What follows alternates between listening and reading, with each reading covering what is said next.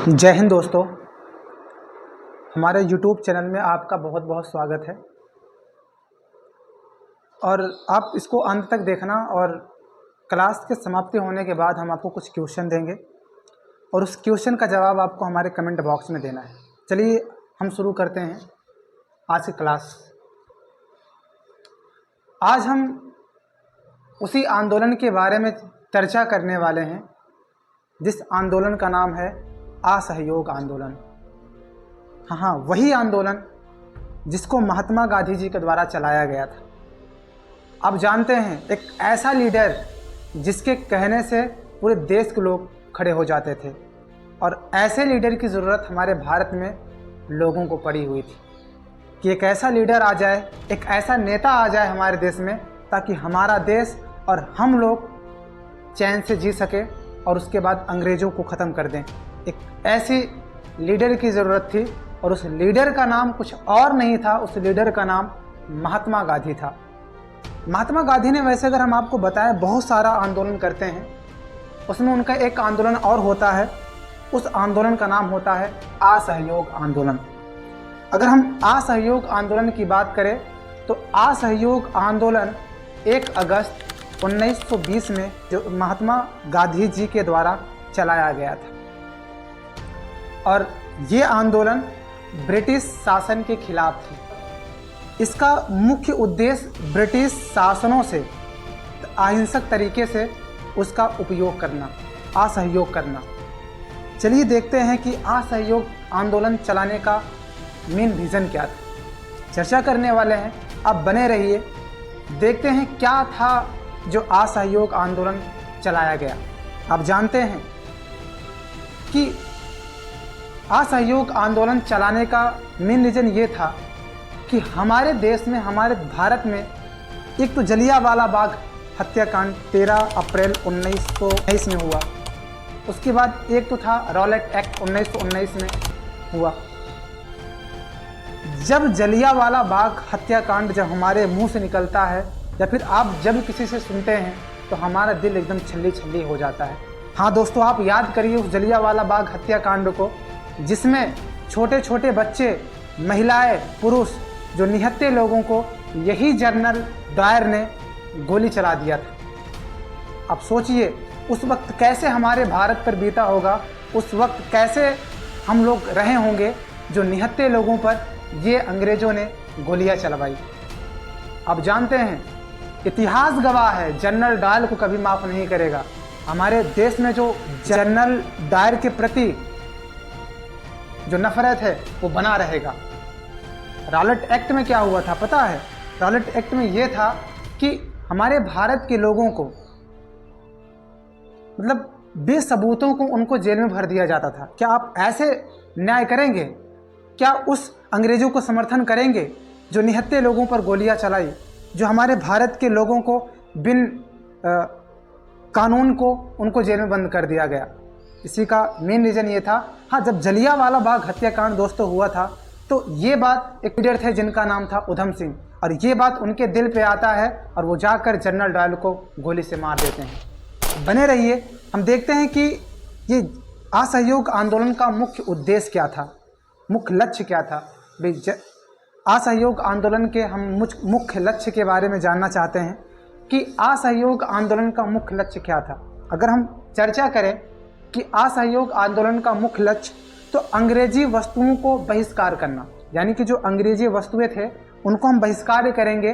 अंग्रेजी वस्तुओं को हम अपने लाभ में नहीं उठाएंगे, अंग्रेजी वस्तुओं को हम पहनेंगे नहीं, खाएंगे नहीं, उसको सब क्या कर देंगे, हम बहिष्कार करते हैं।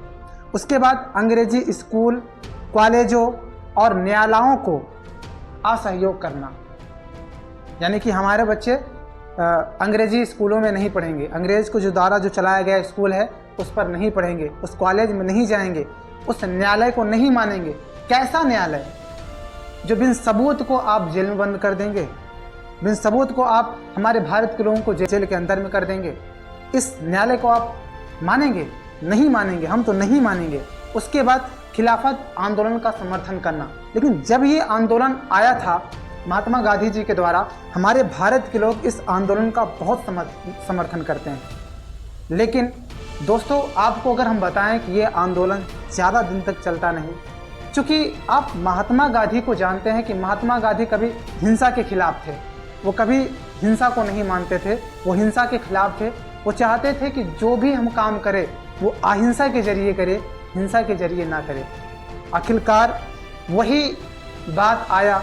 महात्मा गांधी ये चाहते थे कि ब्रिटिश सरकार को अगर हम गिराएं, अहिंसा के जरिए गिराएं, हिंसा के जरिए नहीं। वो हिंसा के बहुत विपरीत रहते थे, उसके खिलाफ रहते थे। अब बात करते हैं इस मुख्य गतिविधियां क्या थी, इस सहायक आंदोलन का मुख्य गतिविधियां क्या थी।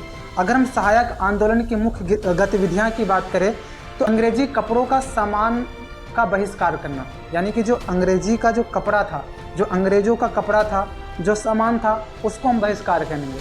यानी कि अंग्रेजों को द्वारा लाया गया सामान को हम खरीदेंगे नहीं, उनके सामान को हम खरीदेंगे नहीं, उसका हम बहिष्कार करते हैं। उसके बाद खादी पहनना और खादी का प्रचार करना। आप सब जानते हैं कि हमारे भारत में खादी का कपड़ा आज भी महंगा है और पहले भी महंगा था। सोचो, जिनकी स्थिति बढ़िया थी वो तो खादी कपड़ा पहन सकते थे, लेकिन जिनकी स्थिति खराब थी वो कैसे खादी कपड़ा पहनते।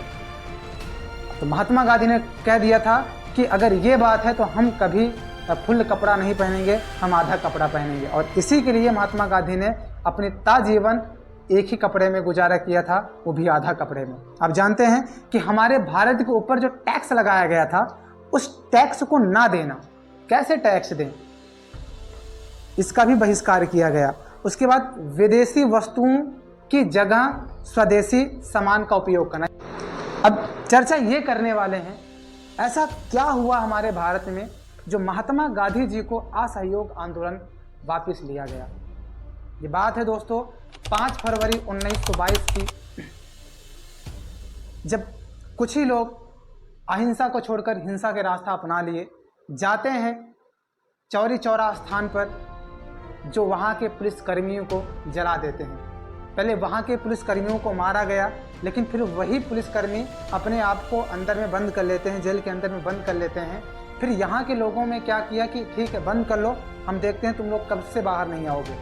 तो वही लोग बाहर से ताला लगाकर मिट्टी का तेल डालकर उन पुलिसकर्मियों को जला देते हैं, जिसमें से 22 पुलिसकर्मियों की मौत हो जाती है। लेकिन अब ये आंदोलन, असहयोग आंदोलन, महात्मा गांधी जी को वापस लेना था। और अगर महात्मा गांधी जी अगर असहयोग आंदोलन को वापस ना लेते तो उनके एक एक लीडर को ख़त्म कर दिया जाता।